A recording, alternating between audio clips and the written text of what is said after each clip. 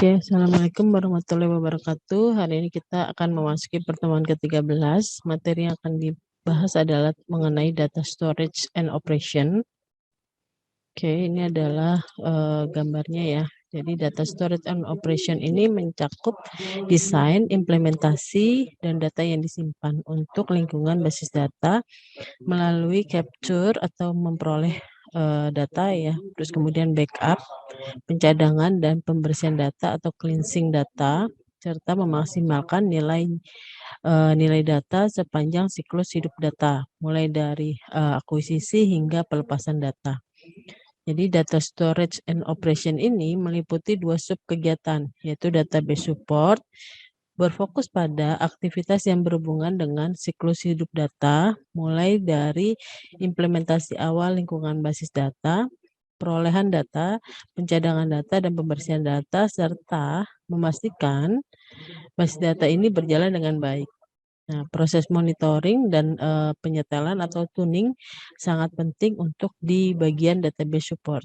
Yang kedua, sub kegiatan yang kedua adalah database teknologi support. Jadi ini mendefinisikan persyaratan teknis, kebutuhan organisasi, mendefinisikan arsitektur teknis, menginstal dan mengelola teknologi, dan menyelesaikan masalah yang berhubungan dengan teknologi.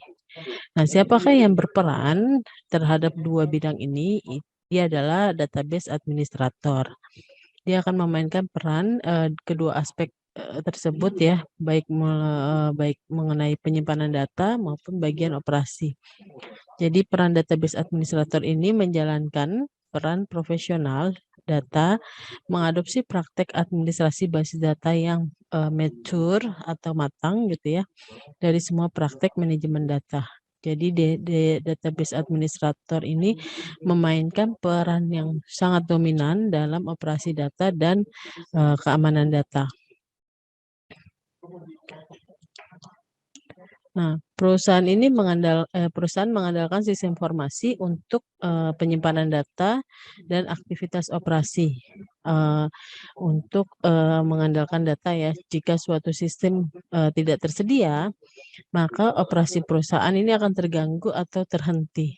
Infrastruktur penyimpanan data yang andal untuk operasi IT ini meminimalkan risiko gangguan. Tujuan data storage dan operation ini meliputi pengelolaan ketersediaan data di seluruh siklus hidup data, memastikan integritas aset data, mengelola kinerja transaksi data. Data storage and operation ini mewakili sisi yang sangat teknis dari manajemen data. DBA dan orang lain yang terlibat dalam pekerjaan ini dapat melakukan pekerjaannya dengan lebih baik dan membantu pekerjaan manajemen data secara keseluruhan jika mengikuti prinsip seperti di bawah ini. Ya, nanti. Prinsip-prinsipnya adalah mengidentifikasi dan bertindak berdasarkan peluang otomatisasi atau mengidentify and act on automatization opportunity. Jadi ini adalah mengoptimatisasi proses pengembangan data, mengembangkan alat, dan mempersingkat setiap proses siklus pengembangan, mengurangi kesalahan pengerjaan ulang, dan meminimalisir dampak pada tim pengembangan. Jadi bekerja sama dengan pemodelan data dan arsitektur data.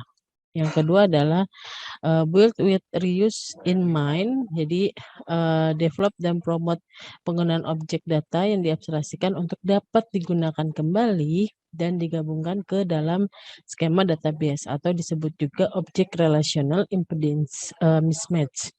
Mekanismenya antara lain trigger, ya kan, tampilan data, function, dan store prosedur, application data object, dan data access layer, XML, kemudian ada XSLT, ADO.NET, dan web service. Jadi DBA ini harus dapat menilai mana nih pendekatan yang terbaik untuk melakukan virtualisasi data. Tujuan akhirnya adalah membuat penggunaan database ini secepat dan semudah mungkin gitu ya. Yang ketiga adalah understand and appropriately apply best practice. Jadi DBA harus menerapkan standar basis data dan praktek terbaik, namun fleksibel jika memiliki alasan yang dapat diterima. Standar basis data tidak boleh menjadi ancaman bagi keberhasilan suatu proyek. Yang keempat adalah connect database standard to support requirement. Misalnya di setiap pengembangan database itu kan ada SLA-nya ya, atau perjanjian tingkat layanan, service level agreement kayak gitu ya, mencerminkan metode yang direkomendasikan DBA dan diterima oleh pengembang untuk memastikan integritas data dan keamanan data. Jadi SLA ini mencerminkan pengalihan tanggung jawab DBA ke tim pengembang jika tim pengembang akan mengkodekan prosedur pembaruan basis data atau mengakses data lapisan data. Yang selanjutnya adalah set expectation for the DBA role in project work. Memastikan metodologi project mencakup orientasi DBA dalam mendefinisikan fase-fase project di seluruh SDLC. DBA ini memahami kebutuhan project dan requirement dukungan di fase awal. Ini akan meningkatkan komunikasi dengan mengklarifikasi harapan tim project kelompok data, memiliki dedikasi dan sekunder DBA selama fase analisis dan desain untuk memperjelas tugas standar pekerjaan DBA dan waktu pengerjaan.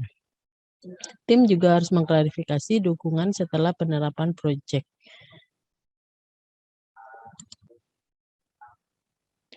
Selanjutnya adalah persyaratan basis data. Terminologi database ini kan bersifat spesifik dan teknis. Dalam bekerja sebagai DBA atau bekerja dengan DBA yang lain, kita penting untuk memahami spesifikasi bahasa teknis di bawah ini. Jadi ada database. Database adalah kumpulan data yang disimpan terlepas dari struktur atau kontennya. Beberapa database besar ini akan merujuk ke instance dan skema. Nah, instance adalah eksekusi perangkat lunak database yang mengontrol akses ke area penyimpanan tertentu. Jadi sebuah organisasi biasanya akan memiliki beberapa instance yang dieksekusi secara bersamaan menggunakan area penyimpanan yang berbeda. Setiap instan independen dari semua instan lainnya. Terus kemudian ada skema. Ini adalah sebuah subset dari objek database yang terkandung dalam database atau sebuah instan. Jadi skema ini digunakan untuk mengatur objek menjadi bagian yang lebih mudah diatur. Biasanya skema ini memiliki pemilik dan daftar khusus untuk mengakses isi skema. Penggunaan umum dari skema adalah untuk mengisolasi objek yang mengandung data sensitif dari basis pengguna umum. Untuk mengisolasi tampilan, jadi hanya bisa baca dari tabel di database relasional. Skema juga dapat digunakan untuk merujuk ke kumpulan struktur database dengan sesuatu yang sama. Node atau komputer individual yang menampung pemrosesan data menjadi bagian dari database terdistribusi. Kemudian ada abstraksi basis data, berarti antarmuka aplikasi umum atau API Application Interface digunakan untuk memanggil fungsi basis data sehingga aplikasi dapat terhubung ke beberapa database yang berbeda tanpa programmer harus mengetahui semua panggilan fungsi untuk semua database. Biasanya menggunakan ODBC atau Open Database Connectivity. Ini adalah contoh API yang memungkinkan abstraksi basis data.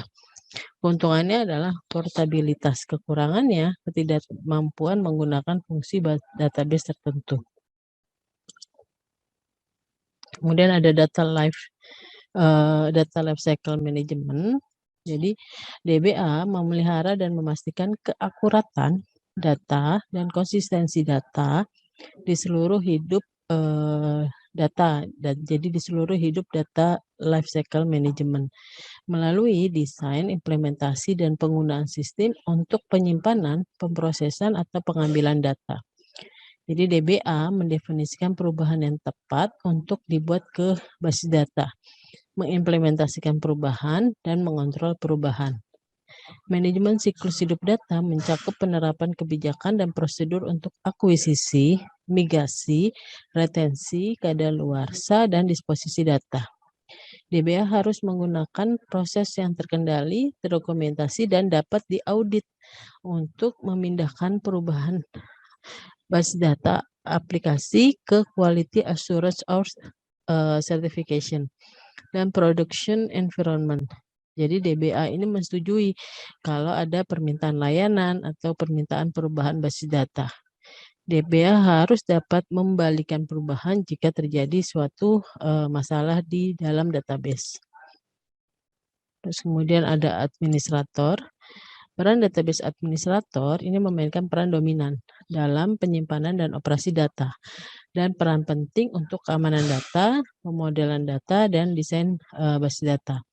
DBA menyediakan dukungan untuk pengembangan, pengujian, quality assurance, dan penggunaan khusus lingkungan basis data.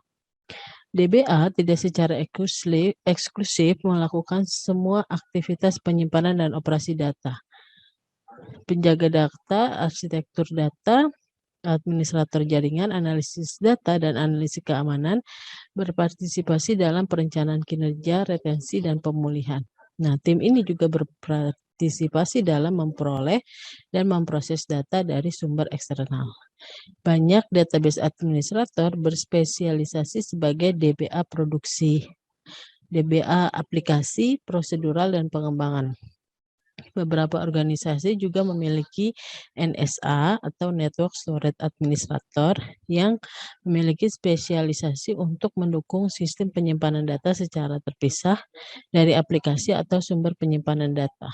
DBA berproduksi dapat menjadi bagian dari infrastruktur produksi atau kelompok pendukung operasi aplikasi. Aplikasi pengembangan dan DBA prosedural ini akan diintegrasikan ke dalam operasi pengembangan aplikasi. Nah, NSA biasanya terhubung ke organisasi infrastruktur. Kemudian selanjutnya adalah production DBA. Production DBA ini bertanggung jawab untuk melakukan manajemen operasi data, termasuk memastikan kinerja dan keandalan database melalui performance tuning, monitoring, error reporting, dan aktivitas lainnya. Menerapkan mekanisme backup dan restore ya pemulihan untuk memastikan data dapat dipulihkan jika terjadi kehilangan.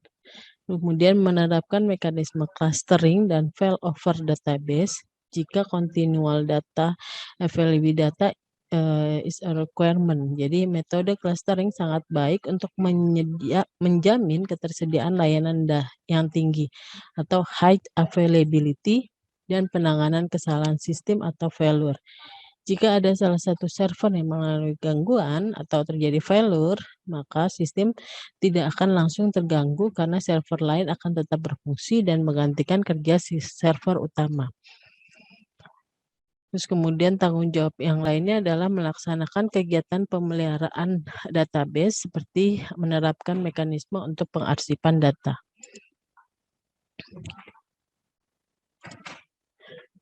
Sebagai bagian dari pengelolaan operasi data, proses production DBA ini membuat lingkungan database produksi termasuk turunan dari DBMS pada server pendukung dengan ukuran dan kapasitas yang memadai.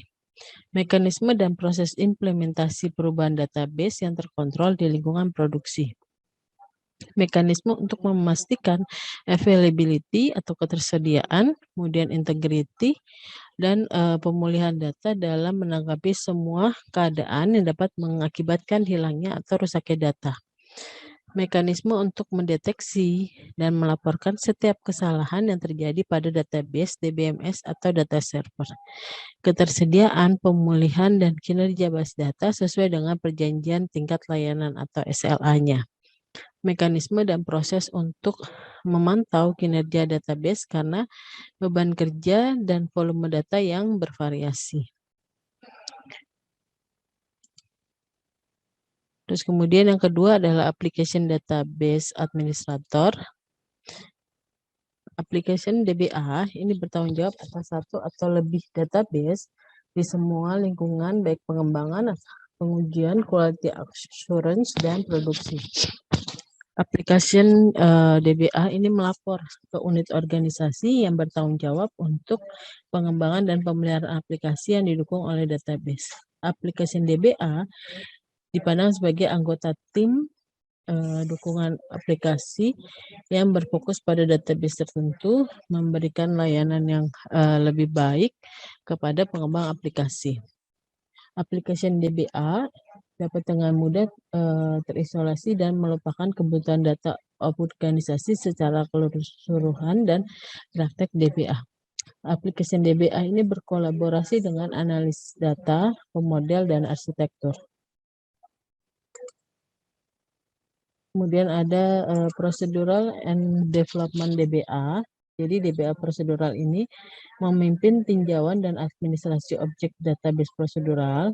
DBA prosedural mengkhususkan diri dalam pengembangan dan mensupport prosedural logic control yang dijalankan oleh DBMS seperti store prosedur, kemudian ada trigger, dan user defined function atau UDF gitu ya.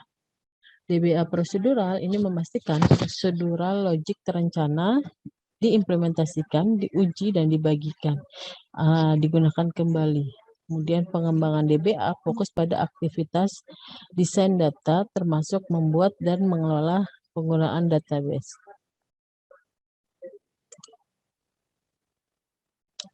Selanjutnya adalah NSA.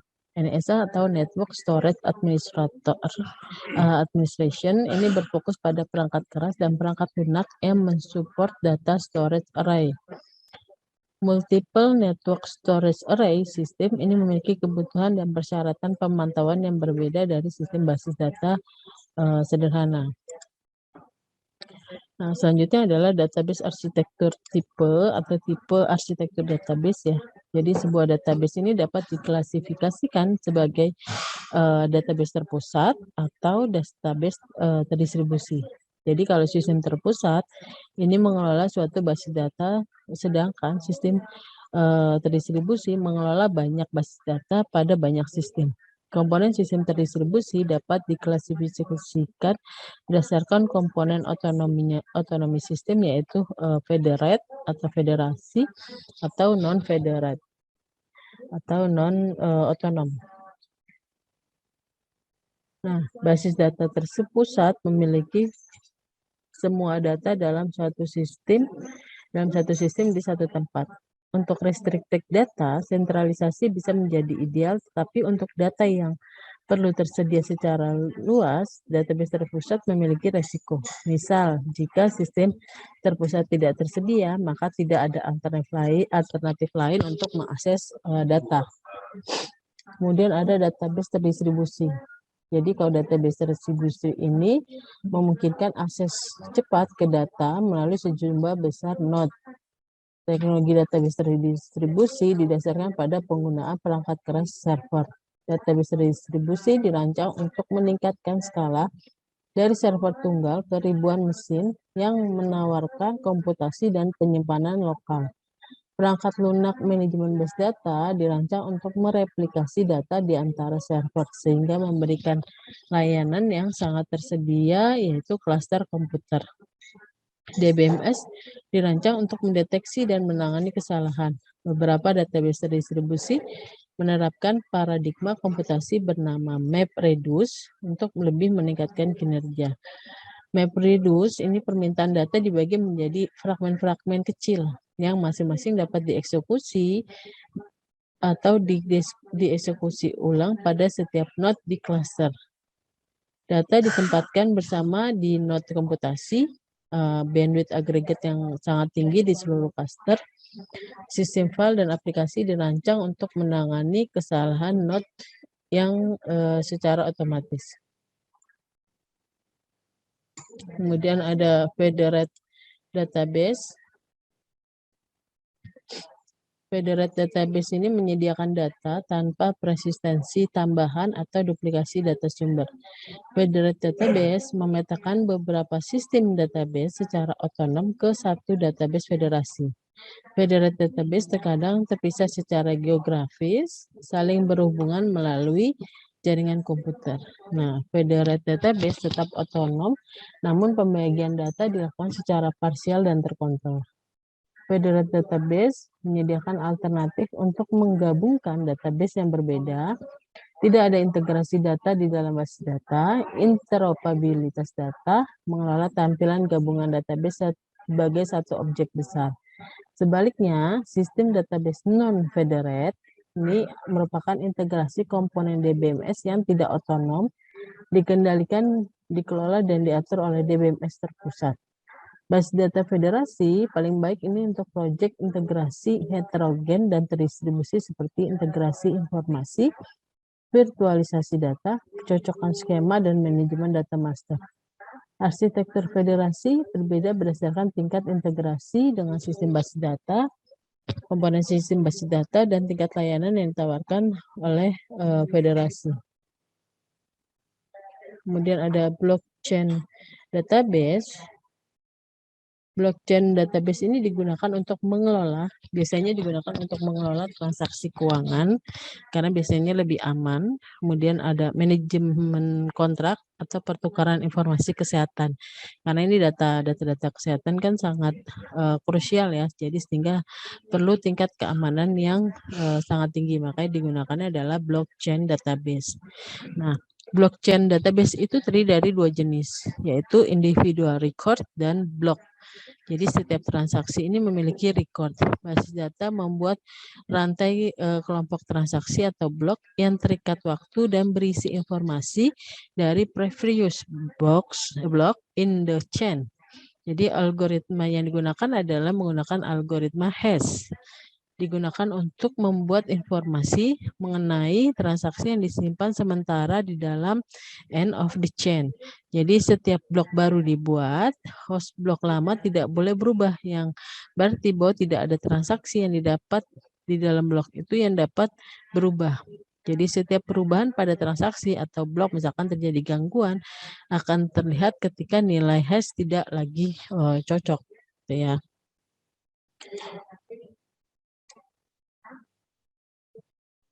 Kemudian virtualization atau cloud performance.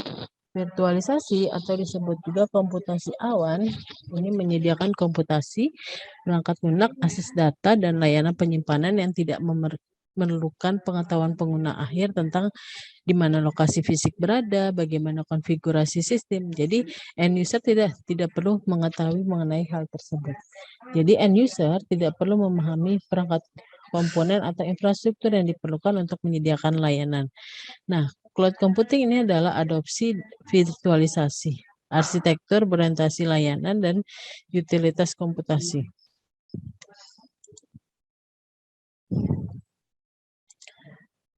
Berikut ini adalah beberapa metode untuk mengimplementasikan database di cloud.